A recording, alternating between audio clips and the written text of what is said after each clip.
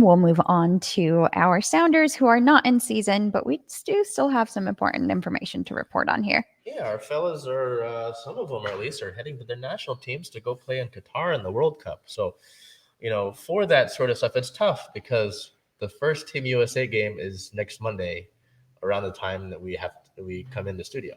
It's just like, I guess I'll watch it, but it's like, man, I'd like to be at one of these watch parties that the Sounders are hosting over at the Armory at Seattle Center, which also, we talk about Seattle Sports World, where the Kraken have one of their team stores. Regardless, some details on those watch parties. On the 7th, the club announced watch party details for the U.S. Men's National Team World Cup group stage matches, inviting fans of all ages to join Sounders FC at the Armory at Seattle Center to cheer on the U.S. Men's National Team. Admission is free. I mean, the Armory is always free to come into, at least, with access to interactive games, prize drawings, a variety of food and drink options, and more. Watch parties are being hosted for all three of the group stage matches. USA versus Wales, Monday the 21st at 11 a.m. Pacific time. USA versus England, that's the big one, Friday, November 25th at 11 a.m. And USA versus Iran, Tuesday, November 29th at 11 a.m. Admission, as I mentioned, is free and provided on a first-come, first-served basis with entry for each match beginning at 9 a.m. Wow. So if you plan to drink during these games, it's going to be a long day. And continuing until the Armory reaches capacity. That's interesting. The Armory is a pretty big place. So while garage and street parking are available, the Sounders heavily encourage those attending to take public transportation, including the monorail. For each party, all Armory food and drink locations will be open, with an additional beer garden space offered for attendees 21 years of age and older.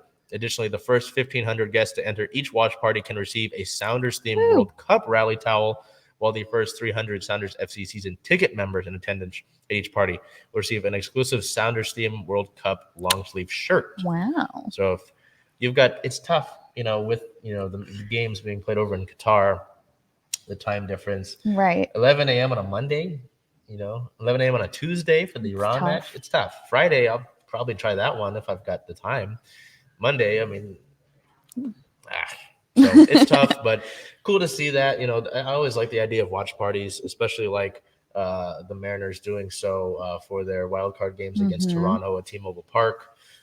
So excited to see that. I'll try to be at least one of those just to see how that goes. So also continuing the World Cup sort of theme here on the 9th, we got the 9th was when all of the national team rosters were announced, all the 26-man rosters to see who goes to Qatar for this World Cup, which is really interesting. They had to spend a ton of money in Qatar for this World Cup for a ton of things, but also installing air conditioning into the stadium because of how hot it gets right now over there. There's built, But that wasn't already there? No, all of this is all built from scratch. Yeah, I think I'll find a video and send it to you on how they did this. It's ridiculous.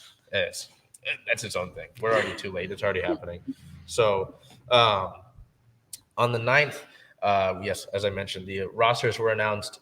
Defender Nouhou was named to the Cameroon national team roster for the World Cup. The 25-year-old currently has 17 career caps for Cameroon dating back to 2018, as well as 6 appearances, 5 starts during the World Cup qualifying matches.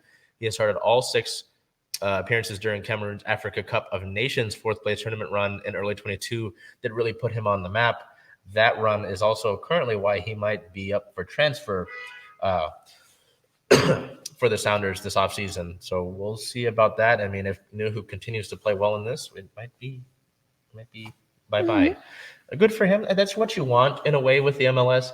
For the longest time, MLS was like development. It's like, okay, younger guys do well here, and then they go off to like Europe. Yeah. It's kind of changing now, and you'd like to see that more so we don't lose a lot of our players. But, when you're on the world stage and you perform on the world stage, you're going to get attention. You're going to get attention, right? So in that sort of vein, someone who kind of developed here and did transfer over to I believe it was Leicester. I believe it was I forgot who it was. I apologize. Jordan Morris did go over to Europe, suffered an injury, came back this year, and his option's been picked up for next year. Jordan Morris and Cristian Roldan have been named to Team USA for the World Cup roster. There was uncertainty with these two Sounders here if they'd make it. They both end up making it, which is really cool to see. Cristian, spending a lot of time here throughout his younger career, going to UW. Jordan Morris being born in Mercer Island. So, I don't know if you've ever seen Ted Lasso. Yes. But I don't know if you've seen it. I don't know if there was a marketing team or what, but they paid for billboards in each USA player's home city. That's like a little encouraging message from Ted Lasso. That was cool to see. That was really cool to see. I think it's ours for Jordan Morris is in Soto somewhere. So if I've got the time, I gotta go look at it. Yeah. But with our teams not playing there recently, there's not much reason to go to. No, I'm kidding. So we get back to it. Morris, 28, has 49 appearances and 11 goals for the men's national team, including 6 during the FIFA the World Cup qualifying matches. The Mercer Island native received his first senior call-up while still at Stanford in August of 2014 and made his debut in a friendly against the Republic of Ireland on November 18th, 2014. Cristian Roldan, age 27, has 32 career caps for the men's national team dating back to his debut on July 13th, 2017, when he played 90 minutes over against Martinique in a CONCACAF Gold Cup match. The University of Washington product has 10 career appearances in Gold Cup action, in addition to his 5 appearances during the FIFA World Cup qualifying. So really cool to see those players make the national team rosters. I know that there are some across other national teams that, surely would have liked to make this, but we'll cheer on our guys for the U.S., as well as I'll keep my eye on Cameroon for Nouhou. And as the World Cup progresses, we'll try to keep an eye on our Sounders players specifically and see what they're able to contribute to their homelands, their nations over in Qatar, as we are just a week away from from group stage matches, which is pretty exciting to see. World Cup's always a lot of fun. I always forget about it over the 4 years, but I remember in middle school watching it.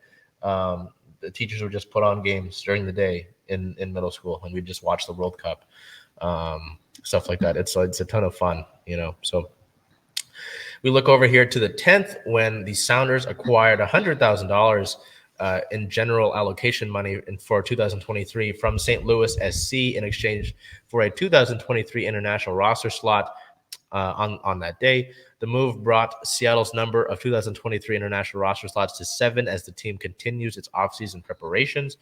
Seattle now has 4 open international roster slots heading into the 2023 season, with 3 current international players on the roster, and A.B. Sissoko, Leo Chu, and Yeimar Gomez Andrade.